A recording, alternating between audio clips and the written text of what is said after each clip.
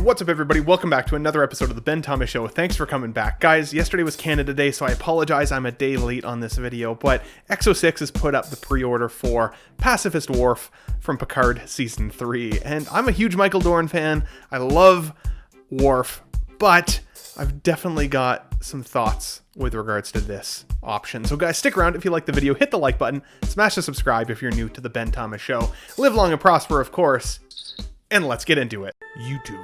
The final frontier. These are the episodes of the Ben Thomas Show. My continuing mission to explore strange new Star Trek reviews, to seek out new Star Trek collectors and new badass collectibles, and to boldly go where no Trek collector has gone before.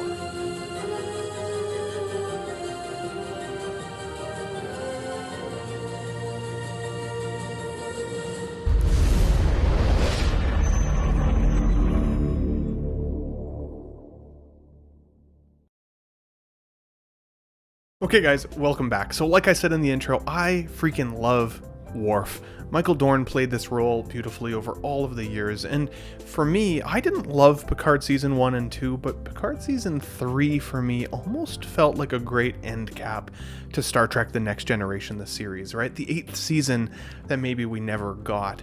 And it really did bring back characters like Worf that I absolutely loved seeing again.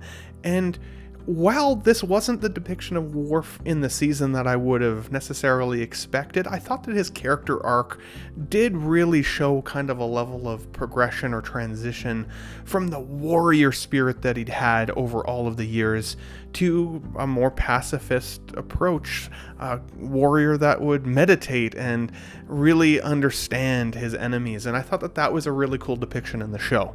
So I do love the fact that we got to see in figure format a new representation of Worf. But I will say, let's talk about the figure first, and then I'll give my thoughts on kind of where the direction of EXO-6 is for me right now.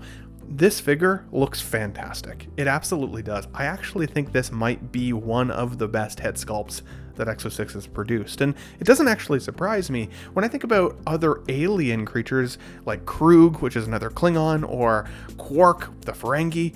Those figures turned out really, really good. In fact, it seems like they actually struggle more with human likeness than they do with alien likeness, and for better or for worse, this one turned out really freaking good. I think the paint applications look good. I absolutely see the likeness to Michael Dorn in this particular season's worth of makeup. He looked a little weird to me in the show, but he's a much older man than I'm remembering. And so when I think of Worf from the younger days and then saw him in season 3, he did look a little bit different, and his face shape had changed a little bit. He looked a little bit different in that cosmetic makeup.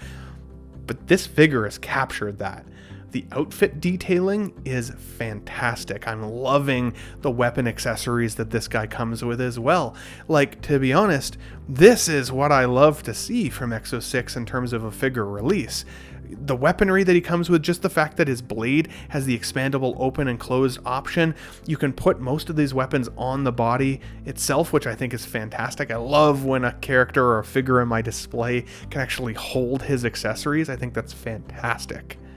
And the price point here, while initially I did feel like this was a little high, if I'm being honest, the more I looked at the figure, the more I thought, you know what, it makes more sense to me. This is not a costume that they're going to be able to reuse over and over again. It's not the standard TNG uniform, right? It's a very unique outfit to Worf. It's a kind of a one and done.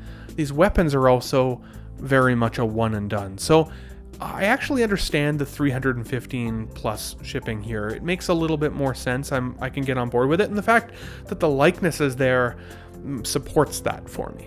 Now, is this the Worf that we want or need, though? I've seen a few of you guys say, yep, locked in, pre-ordered already. And I can understand, especially since it's one of the better EXO-6 offerings. And if you love Star Trek, and if you loved Picard Season 3 especially just as much as I did, then yeah, this might be a version of Worf you want in your display, absolutely. But he's certainly not the most iconic version of Worf for me. There's many other Worfs that I would have liked to see ahead of this representation, very much including the Star Trek The Next Generation bridge display Worf, right? I mean, Exo-6 is only about halfway done, maybe slightly over halfway done, their TNG line from what they've kind of said they might do. We're still waiting on Worf, we're still waiting on Riker, we're still waiting on Deanna Troi, right? We're still waiting on that Wesley release. So I would have really liked to see them kind of, like the Voyager line, continue to complete that TNG line. And maybe this Worf coming out will expedite that other Worf from the younger days, but the sculpt has to be different. His look is definitely different from the series, and so it's not like they can reuse this sculpt. So it's definitely not the Worf that I necessarily want to collect, which is unfortunate. And that brings me actually more to the criticism of this figure. It has less to do with this figure, but more to do with the strategy that we're seeing executed on from Exo-6. It doesn't feel like they've got a really great dedicated roadmap, and if they do, it's weird to me that they haven't shared it with collectors. Every time I make an Exo-6 video, people in the comments say, yeah, this is cool, but I'm waiting on this character, I'm waiting on that character. And sometimes in the 6 scale community, we kind of suffer from that more often than maybe we should, right? You'll see something cool go up even on Hot Toys website, and the comments are all like, yeah, but where's my X, Y, and Z figure, right? But Star Trek for me feels a little bit different because it's all Star Trek figures that they do. And when we have these incomplete lines now all over the place, it makes it hard to know where to allocate your money. For example, if I knew that they were going to give us another Worf in 6 months from now, I may be more tempted to buy that Worf than this one. And I understand that maybe the company doesn't want to tip their hat, right? Because they're hoping that the collector will just buy every version of the character. But that's not necessarily realistic, and I would think that any release they give us or any pre-order that goes up helps to fund some of the next pre-order. And if that's the wrong assumption, then they can feel free to correct me in the comments, but I would imagine that every release helps to fund other releases. So why do they keep giving us characters that are like second tier? Don't get me wrong, I freaking love Worf. I'm not saying Worf himself is second tier, but this representation of Worf, I think for a lot of collectors is. And even again, if you loved Picard Season 3, and you love Worf, is this the one you wanted? Really? Really? Is it?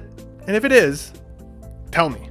Because maybe for you, this is the guy you want. This is the ultimate version of Worf. And the way that Exo-6 has executed the figure here, I actually don't have complaints on. But again, what about the other lines that we're still waiting to be fulfilled? Will they ever get there? Is Exo-6 going to go out of business before we have some of these lines fulfilled?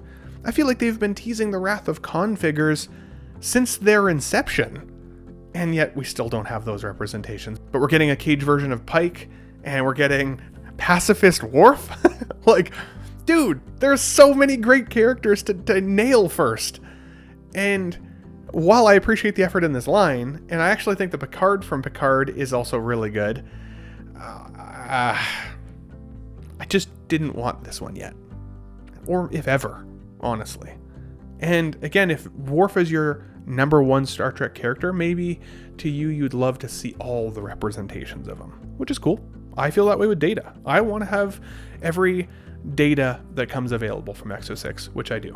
But how do you guys feel the direction of Exo-6 is going? How do you feel like their release schedule looks?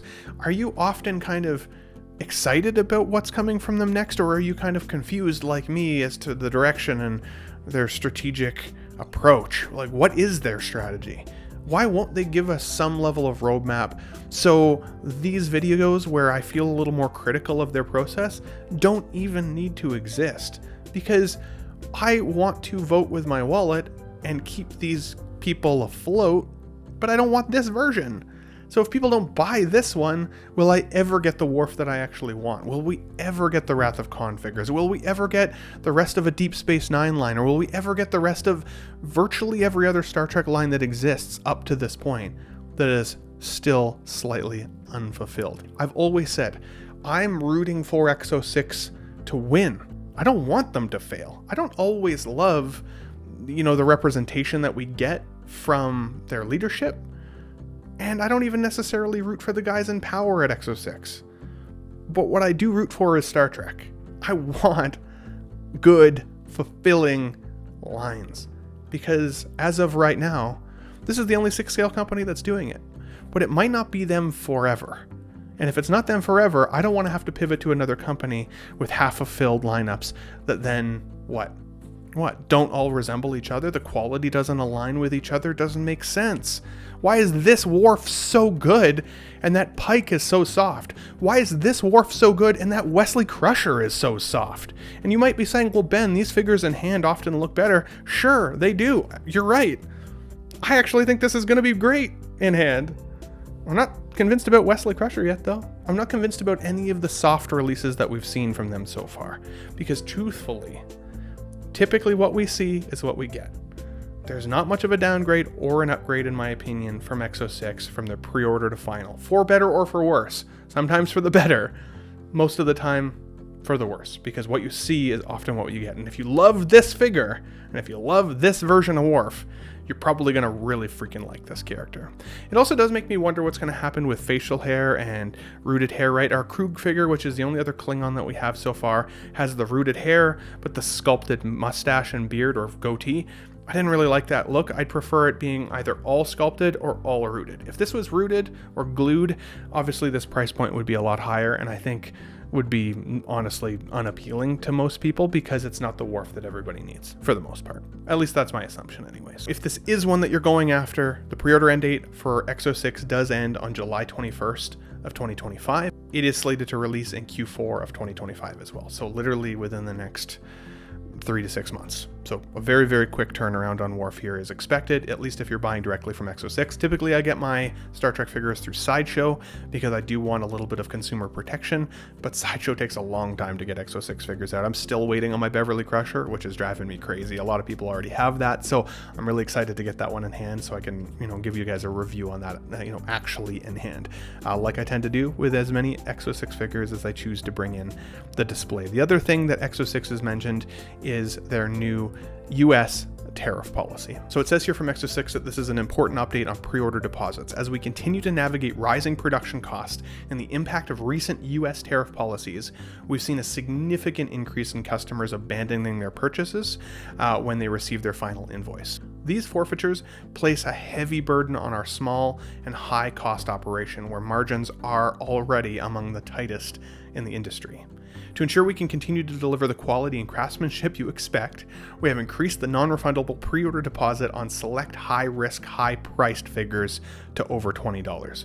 We understand this is a significant change and we don't want to make it lightly. This adjustment helps us manage risk more sustainably and continue creating the figures you love with the integrity and detail you deserve. Thank you for your continued support. So essentially, if you're in the US, you'll see the additional $20 tacked into the pre-order price there, which does show right here up on the website as being $315 plus a $39.5 delivery duty paid cost to the US. So something to consider there. And again, what that also highlights, just like I mentioned earlier, is margins are already slim for these guys, or at least from their perspective. And so why would they take the risk then on characters that I think people might pass on? Make that make sense to me. Make it make sense. I'd be happy to be challenged in the comments down below. But guys, that's my thoughts on this figure today. I want to keep it short. If you guys like the video, hit the like button, smash the subscribe. If you're new to the Ben Thomas Show, make sure you let me know what your thoughts are on Worf, EXO-6, maybe the direction. What are the characters you're still hoping for? What do you think is next around the corner from some of your favorite lineups? I'd love to hear from you guys. But of course, with all that said, live long and prosper. I love your faces. And I'll catch you guys on the next one. Wow, what a great audience. Be sure to subscribe to my channel if you haven't already. Because subscribing makes you feel good. Where should I go? What should I do? Frankly, my dear, I don't give a damn. It's gone. It's all gone.